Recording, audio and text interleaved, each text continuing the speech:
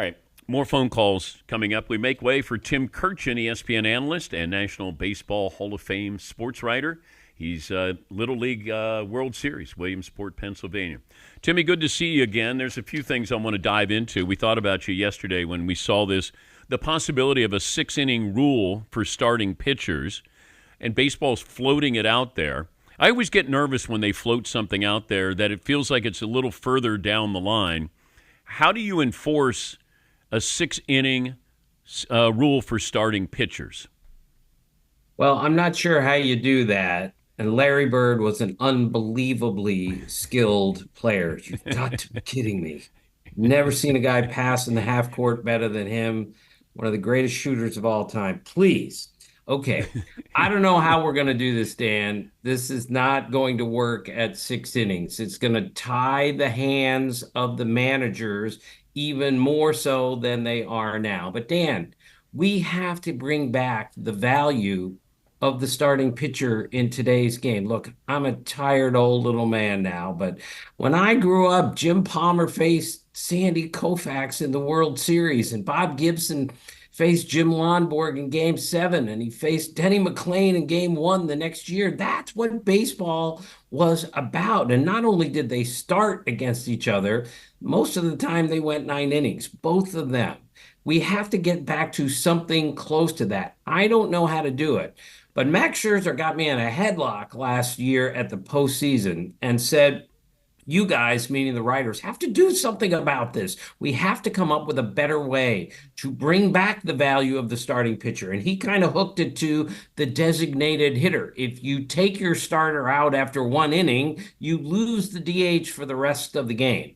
That is a possibility, but I just don't see how everyone has to go 6 innings unless you've thrown 100 pitches, or of course, unless you got hurt, or if you gave up 4 earned runs. This is something they're knocking around. I just don't know how you implement it. Shohei Ohtani not pitching this year, but I'm assuming he will be able to next year. But here he is cruising to 40-40. The possibility that he could go 50-50? I mean, that's uncharted territory here. And everything is uncharted territory when it comes to this guy. He is the most remarkable player we've ever seen. I got asked about 2 weeks ago if I thought he would get to 40-40. I thought it was a joke. I thought it was a trick question. Of course he's going to get to 40-40. And yes, he's got a shot to get to 50-50. And I know he's not pitching anymore. I know he doesn't play the field, but it is difficult, Dan. You know this, to just be a designated hitter. You're not playing in the field, you're not pitching, and yet he hasn't lost a beat. Not only has he not lost a beat, he's hit even better than he has in the past, and that is really, really saying something. But you look at these guys, there's some cloud of suspicion with some of the 40-40 guys, that those numbers are tainted. Bonds, A-Rod. Is Bonds, it's his tainted when he went 40-40? No, he did that, I believe, before he became the greatest slugger that we've ever seen. So Okay. I think he had already done that. He had already done a lot of things before the problems, or whatever we call it, began. I don't even know what uh, to call it anymore, Dan. and it feels like, and I know that there's so much pressure on the Hall of Fame, you being a Hall of Famer, voting on this. The Pete Rose documentary that came out, there's the groundswell once again that Pete deserves to be in the Hall of Fame. It is a museum. There's a lot of things in museums that are done by bad people, or there's not necessarily a representation of the best of all of us. But can we compromise and have people in the Hall of Fame and tell the story of baseball through the Hall of Fame, even though there's going to be some warts and all? Well, as you know, Dan, there are a bunch of people in the Hall of Fame who have plenty of warts right now. And you're right. That's the only way to do this, is to attach a story to every person so we know exactly what happened. Is it a museum, or is it just a place for the greatest players of all time? If you're writing a story about Cooperstown and the Hall of Fame. Well, Barry Bonds, Roger Clemens have to be in it. But I totally understand the other side of this that people say, no, you can't put people in who, cheated on any level. And yet guys have been cheating in baseball for 140 years. Dan, you know this. You played. You are encouraged to cheat. I remember Jeter got hit on the knob of his bat once, and he pretended like it hit him on the hand because he was behind in the count, and he ended up at first base. That's what you're taught. That's what I was taught in high school to do. And then when somebody does it, you go, "Oh my gosh, he tried to deceive the umpire." Well, they've been deceiving the umpire and the referees in the NBA for years. This is part of the gig. It's not making doesn't make it right, but you can't ignore it. Is Pete getting in posthumously? Could you see like a sympathetic type vote for Pete after the fact? Um, yeah, I just refuse to believe that he will never get into the Hall of Fame. But it's going to take a different commissioner, in my opinion, who's going to have to Okay. come in and open it up again and see where it goes from there. Because I don't think Rob Manfred is going to allow this to happen.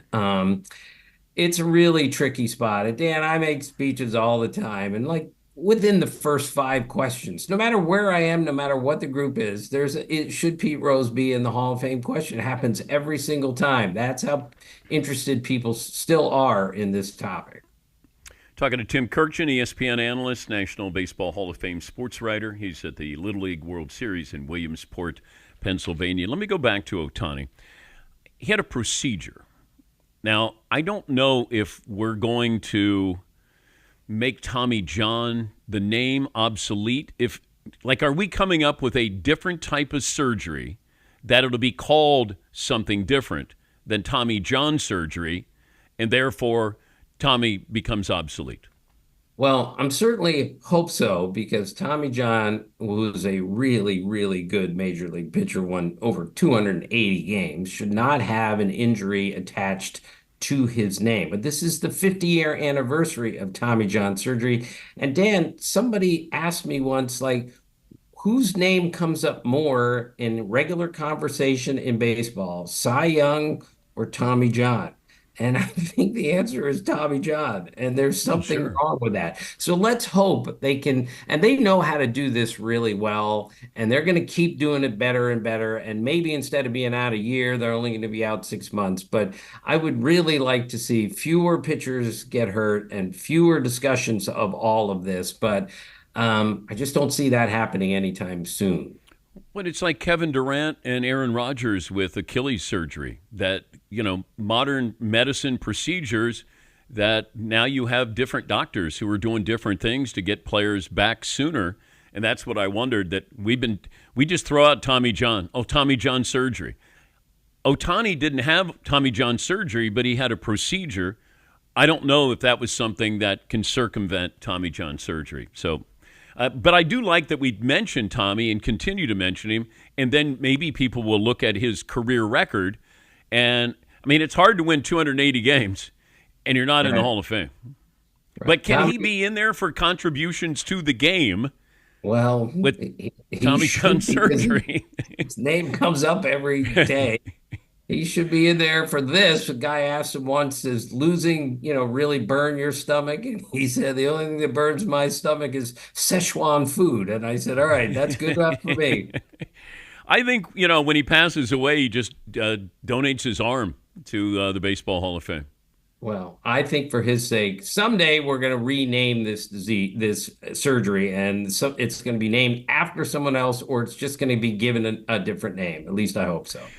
I'm listening to the Mets game, and you had Keith Hernandez and Ron Darling, and they're both going on a 3-0 count. No, no, you don't swing on a 3-0 count. You don't, you're not swinging on a 3-0 count. Well, the hitter swung on a 3-0 count and hit a home run. I don't know what is analytics. I don't know what is new baseball, because back in the 70s or 80s when we were growing up, you're not swinging on a 3-0 pitch. Is it okay to swing on a 3-0 pitch in today's game? Dan, I'm at the Little League World Series, and a kid swung at a 3-0 pitch yesterday. And We laughed out loud. It was wonderful in the press box. Me, Ravi, Eduardo Perez, 3-0 pitch. It was out of the strike zone and he swung at it. Yes, Dan, you're allowed to swing at a 3-0 pitch. Mike Trout, a couple years ago, hit the first home run of his career on a 3-0 pitch. So he usually doesn't. The rule, the unwritten rule about 3-0 count is you never swing 3-0 when you're up by 10 runs, which of course, Okay. Fernando Tatis Jr. did a few years ago and then celebrated on his way around the bases. And a couple of veterans on his team said, "Come over here. We need to talk to you about this." Because I don't think he understood that that is really forbidden because somebody's going to get thrown out after that. Somebody on your team is going to get hurt because you swung at a 3-0 pitch. Just look at the scoreboard, read the room, and you'll know what to do. Have you noticed a change in coaching style at the Little League World Series? We were talking about growing up, tough love. Now you have coaches who are more. Well, it came up with Tua Tagovailoa with Mike McDaniel as opposed to Brian Flores. Flores used to demean him and really rough him up, and then Mike McDaniel came in and was basically an arm around your shoulder. Looking at these coaches, and many of them have kids on the team, has it changed at all, kind of the tone of how they coach? Yeah, I think so. And so has being mic'd up during the game. Look, the Little League World Series is so beautifully run, Dan. Nobody makes a mistake here. And if a manager goes out there and says something even mildly inappropriate, it's just not going to work. And they're going to tell him you can go home now. If he's mic'd up and says something that he shouldn't have said. But Dan, it's a way bigger thing, as you know, than just Little League.